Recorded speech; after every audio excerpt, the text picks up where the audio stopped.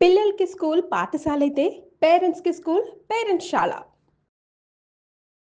నమస్తే రమగారు. నమస్తే జయ. రమగారు, మనకి వారాహి నవరాత్రులు మొదలవుతున్నాయి. మనము దసరా నవరాత్రులు చూస్తాం, తర్వాత వారాహి నవరాత్రులు. వీటిని ఏ విధంగా జరుపుకుంటాం? మనం ఏమైనా ప్రత్యేక నియమాలు పాటిస్తామా? అందరం జరుపుకుంటాం? అసలు ముఖ్యంగా సంవత్సరానికి 4 సార్లు 4 రకాల నవరాత్రులు వస్తాయి. 2 ప్రఖ్యాతమైనవి, ఒకటి వసంత నవరాత్రులు, రెండోది శరన్నవరాత్రులు. ఈ గుప్తంగా జరుపుకునేవి ఇవి 2. ఏవి? వారాహి నవరాత్రులు, శ్యామల నవరాత్రులు జరుపుతారు. మనం చేసుకోము సాధారణంగా. ఇది కొన్ని ప్రాంతపు ఆచారాలుగానే కనపడుతుంది. మన ప్రాంతంలో ఇంచుమించుగా లేనట్టే. మనం సోషల్ మీడియా యాక్టివ్ అయిన తర్వాత ఒక 2-3 సంవత్సరాలుగా ఈ వారాహిని ఆశ్రయిస్తే చాలా రకాల ప్రయోజనాలు లభిస్తాయని, సమస్యలు తీరుతాయని, విపత్కర పరిస్థితుల్లో ఈమెను ఆశ్రయించిన వాళ్ళు వారాహి అమ్మవారిని ఆశ్రయిస్తే సమస్యలు తీరుతాయని చెప్పి వారాహి నవరాత్రుల్ని ప్రఖ్యాతంగా చేసాం. 2-3 ఏళ్లుగా ఎక్కడ వచ్చాడో అసలు వారాహి అమ్మవారి ప్రతిమని మనం ఇంట్లో పెట్టుకుంటామా రమ్మగారు? పెట్టుకోం కదా.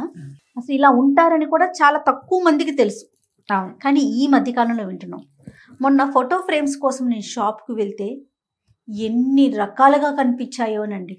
అంటే వారాహి అమ్మవారి ఫోటోని వేరు వేరు కలర్ శారీస్తో, వేరు వేరు భంగిమల్లో, అంటే అంత విరివిగా ఇంట్లో కూడా పెట్టుకోబట్టే కదా అక్కడ కనిపిస్తాం. ట్రెండింగ్ లో ఉన్న జేజీ వారాహి మన వీడియోస్ లాగానే ట్రెండింగ్ లోనే ఉన్నది వారాహి అమ్మవారు.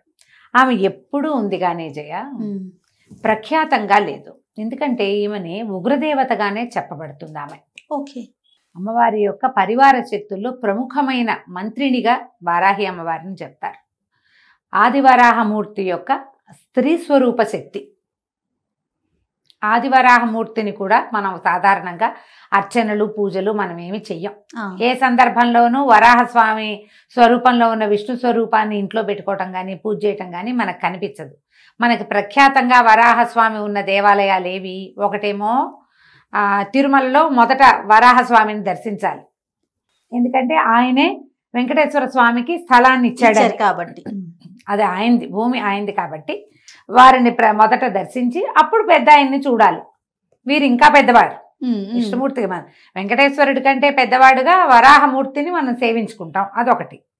రెండో వరాహ స్వరూపం సింహాద్రి అప్పన్న. ఆయన వరాహ నారసింహుడుగా వేర్వేరు స్వరూపాలలో ఉండే నరసింహమూర్తిగా ఆయన కనపడతాడు. వరాహము నరసింహము కలిసి ఉన్న స్వరూపంగా.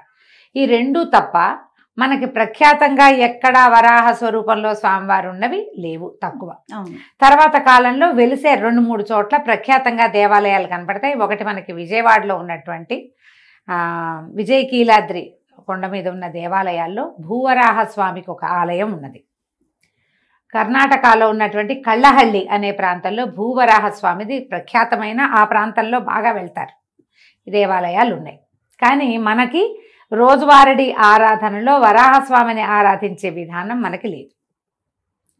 ఇప్పుడు వరాహస్వామి యొక్క స్త్రీ స్వరూప శక్తి అయినటువంటి వారాహి దేవత కూడా, వారాహి కూడా ప్రఖ్యాతమైన కొన్ని స్వరూపాలు ఉన్నాయి. ఇవేంటంటే మంత్రాధిష్టాన దేవతగా ఉంటుంది. మంత్రాలతోటి ఆమెను ఆవాహన చేసేదే కనపడుతుంది. కానీ సాధారణంగా సంసారులందరూ మనలాగా ఇళ్లలో ఉండేవాళ్ళు పూజలు చేసుకునేటట్టుగా కనిపించదు. సంవత్సరం అంతా ఆమెను ముట్టుకోం మనం. ఇప్పుడు ఈ అమ్మవారిని ఈ ప్రఖ్యాతంగా ఈ 10 రోజులు మాత్రమే సేవించడం, నవరాత్రులు 9 రాత్రులు సేవించడం మనకి kanipistundi. ఈ అమ్మవారిలో కూడా వారాహిలో కిరాత వారాహి అని అలా ప్రత్యేక స్వరూపాలు ఉన్నాయి. మంత్రాధిష్టాన దేవత ఈవిడ.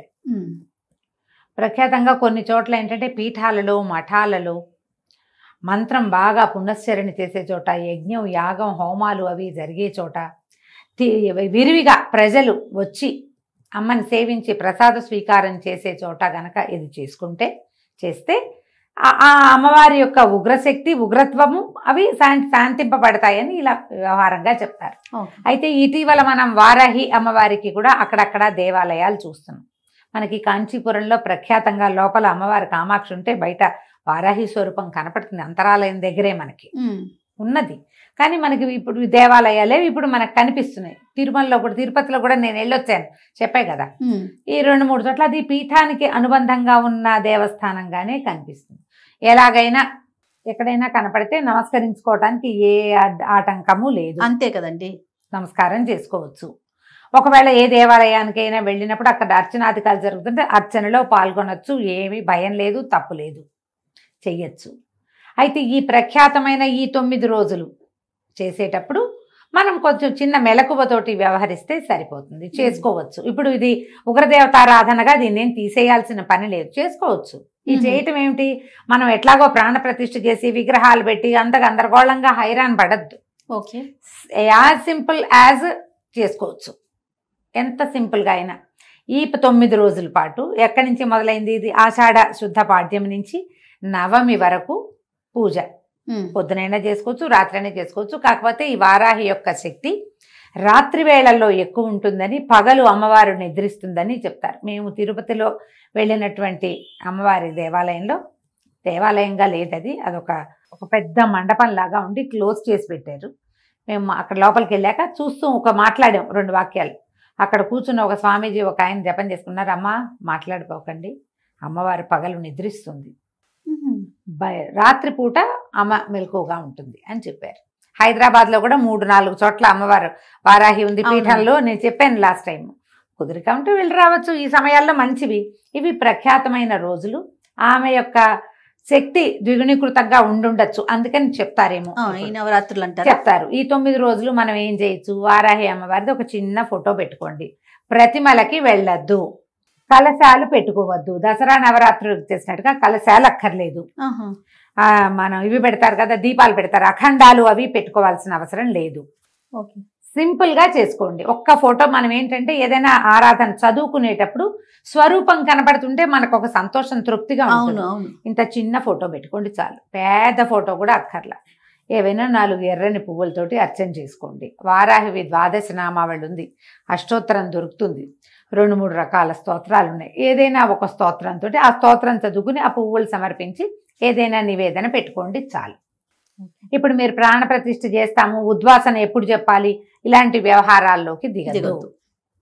ఎందుకంటే ఇది ప్రఖ్యాతంగా చేసేది కాదు, మామూలుగా రోజువారీ మనం చేసుకునేది కాదు. కాబట్టి ఇవి ప్రత్యేకమైన రోజులు, ఆమెకి సంబంధించిన రోజులుగా చెప్పబడుతున్నాయి. కాబట్టి పెద్దవాళ్ళంతా చెప్తున్నారు. కాబట్టి ఈ 10 రోజులు మనం ఏదైనా చదువుకోవచ్చు, చెప్పుకోవచ్చు. రోజువారీ నివేదనకి అమ్మవారికి పానకము, పెసరపప్పు నివేదన చేయొచ్చు, వడపప్పు, పానకము. మీరు చేయగలిగితే పాయసాన నివేదన చేయొచ్చు. 9 రోజులు ఏదైనా ఒక అన్న నివేదన చేయొచ్చు, ఫలాలు అవి పెట్టచ్చు. పానకము, వడపప్పు మాత్రం మస్ట్ అండ్ షుడ్గా పెట్టాలి. ఎందుకంటే అమ్మవారు కొంచెం ఎక్కువ అంటే పవర్ఫుల్ దేవత. మనం ఈ నామాలు అవి చదివేటప్పుడు ఆ ఉగ్రత హెచ్చుతుందని ఆమెను చల్లబరచడానికి ఇవి పెట్టమంటారు. పూలగన్ లాంటివి నివేదన పెట్టుకోవచ్చు. మీరు గ్రాండ్గా చేసుకుంటా ఉంటే ఎవరైనా గురువు గారిని ఆశ్రయించి చేసుకోండమ్మా, నేను ఇంతే చెప్తా, నేను ఇంతకంటే చెయ్యట్లేదు, చెయ్యను కూడా, ఇంతే చేస్తున్నాం. ఇవి మంచి రోజులు కాబట్టి రోజువారీ చదువుకోవచ్చు. 12 నామావళి చాలా చిన్నది, 12 నామాలు. ఓకే, చక్కగా చదువుకోవచ్చు. ఆ 12 నామాలనే 9 సార్లు లెక్కెట్టి చదువుకోండి, అయిపోయింది. 11 సార్లు లెక్క పెట్టి చదువుకోండి. అవును, పువ్వులు ఏవో సమర్పించండి. అష్టోత్తరంగా దొరికింది అనుకో, మనకు ఆన్లైన్ కనపడతాయి, చేసుకోవచ్చు. ఇప్పుడు ఇది సాంగంగా మనం దసరా పూజల్లో అమ్మవారిని నిలబెట్టి 9 రోజులు సేవించి 10వ రోజున ఉద్వాసన చెప్పి అమ్మవారిని మళ్ళీ వెనక్కి చేర్చి అంతలా చేయక్కర్లేదు, చేయవసరం లేదు. 9 రోజులు చేసుకుంటే మంచిది, 5 రోజులైనా చేసుకోవచ్చు. పైగా ఇవేంటంటే ఇవన్నీ కాంప్లికేటెడ్ కదా జయ. ఏదైనా మొదలుపెట్టి ఏదైనా మధ్యలో ఇబ్బంది వచ్చింది, పీరియడ్స్ వస్తాయి, పిల్లలకి పీరియడ్స్ వస్తాయి, ప్రయాణాలు వస్తాయి, సడన్గా ఎక్కడో ఏదో ప్రాబ్లం వస్తుంది, చావో మరణమో పొటకో సమత్తలో ఏమోటో వస్తాయి, మనం అటేటో వెళ్తాం, మానేసామని భయం వేస్తుంది. అవునండి. మీరు ప్రాణ ప్రతిష్టలు అవి చేసి కలశాలు పెట్టి తర్వాత ఏమో అఖండాలు పెట్టారనుకోండి, మానకుండా చేయాలి. మానేస్తే మీ ఇంట్లో పిల్లడు కాలు జారిపడినా, మీకే గట్టిగా తుమ్మొచ్చి తలనొప్పి వచ్చినా అమ్మవారిని మానేసాం కాబట్టి వచ్చింది, కనెక్ట్ చేసేసుకుంటాం. కనెక్షన్లు పెట్టుకోవద్దు. అందుకని మీరు ఇవి పెట్టద్దు, ఓకే, ప్రాణ ప్రతిష్టలకి దిగబోకండి. ఒక పటం రోజువారీ పెట్టుకోండి, ఈ 9 రోజులు చదువుకోండి. ఓకే, 10వ రోజు అయిన తర్వాత 10వ రోజు నాడు ఆ పటం తీసి చక్కగా తుడిచి పైన పెట్టేసుకోండి. పటం తీసి పైన పెట్టాలంటే మహారాజుగా పెట్టుకోవచ్చు. మీకు ఉంచుకునే ఉద్దేశం ఉంటే ఉంచుకోవచ్చు, కానీ లేకపోతే తీసి పైన పెట్టచ్చు, ఆవిడ ఏమందు. మళ్ళీ వచ్చే సంవత్సరం అదే పటం పెట్టుకుంటాము, సరిపోతుంది కదా. కాస్త నివేదన కొంచెం చెయ్యండి తప్పకుండా, ఊరికే చదివి వదిలేయపోకండి. మనం పారాయణ చేశాక ఏదైనా చదువుకుని ఏదైనా అర్చన చేశాక ఖచ్చితంగా నివేదన, తాంబూలము, హారతి లైన్ ప్రకారం చేసేయాలి. ధూపము, దీపము. మొదట దీపం పెట్టుకుంటాం, ధూపం చూపిస్తాం, ఏదో స్తోత్రం చదువుతాం, 2 పుష్పాలు సమర్పిస్తాం, నైవేద్యం చేస్తాం, హారతి, ఒక నమస్కారం, కంప్లీట్ అయిపోతుంది. మీరు రోజు రాత్రిపూట 9 రోజులు చేసుకోవచ్చమ్మా. ఇందులో భయపడేంత పెద్దది కాదు ఇది. ఇవి మనం చెయ్యం కాబట్టి చేయక్కర్లేదు, చెయ్యాలనిపించింది లక్షణంగా చేసుకోవచ్చు. ఇంత మాత్రం చెయ్యండి, ఏమీ భయం లేదు. ఈమె ఏంటంటే పరివార శక్తుల్లో ప్రబలమైన శక్తి. ఆవిడ తక్కువది కాదు, చాలా గట్టిది. ఇప్పుడు ఇంత గట్టి ఇది మనకి దేనికి అవసరం? ఆమెకు సరిపడా మనం చేయగలమా? అది ఆలోచించుకుని కదా దిగాలి. డెఫినెట్గా. నేను ఎందుకంటే ఇవి విని కేసులు మేము భయం వేస్తుంది, భయం పడ్డాము, మాకు అలా ఉంది, మాకు ఇలా ఉంది, పటం తీసేయచ్చా, ఈ పటం ఉంచుకోవచ్చా అని నన్ను 10 మంది అయినా అడిగారు. లాస్ట్ ఇయర్ వారాహి నవరాత్రుల తర్వాత ఆ పటం ఏం చెయ్యాలి, ఇన్ని రోజులు పూజ చేసాం, ఇప్పుడు లోపల పెడితే తప్పేమో. అనుమానాలు కదా రమ్మగారు, భయాలు కదా. భయం అయితే చెయ్యొద్దమ్మా అంటది. భయపడితే చేయబోకండి. మామూలు మనం ఏ రోజు వారడి ఏం చేసుకుంటామో అది చేసేసుకోండి, సరిపోతుంది. నేనైతే దాదాపుగా ఒక 4-5 సంవత్సరాలుగా ఈ వారాహి నవరాత్రులు ఎప్పుడైతే తెలిసిందో, 5-6 సంవత్సరాల క్రితమే తెలిసింది జయ నాకు. ఈ 12 నామావళి చాలా సులువు. నాకు 12 నామాలే కదా, వీటిని 9 టైమ్స్ చేయటం ఒక లెక్కగా అలవాటు చేసుకున్నా. నేను ఇంతే చేస్తున్నా అంతే. ఒకవేళ మధ్యలో ఏదో ఇబ్బంది వచ్చింది, ఒక నమస్కారం చేసుకోవటమే అంతే. లేదు భారీ ఎత్తున చేసుకోవాలంటే గురువు గారిని సంప్రదించడం. భారీ ఎత్తున చెయ్యాలి అంటే ఖచ్చితంగా మీరు ఒక గురువు గారిని సంప్రదించి వారు మిమ్మల్ని పూర్తిగా గైడ్ చేసేలాగా చేసుకోండి. అప్పుడు ఓకే. ఇప్పుడు చూడు, గురువు గారిని సంప్రదించి అంటే ఫోన్లోనో, ఇన్స్టాలోనో, మెసెంజర్లోనో కాదు, ప్రత్యక్ష గురువు. అందుకని ముందు జాగ్రత్త పడి చేసుకోండి ఏం చేసినా. తప్పకుండా అండి. నమస్తే రమ్మగారు. నమస్తే.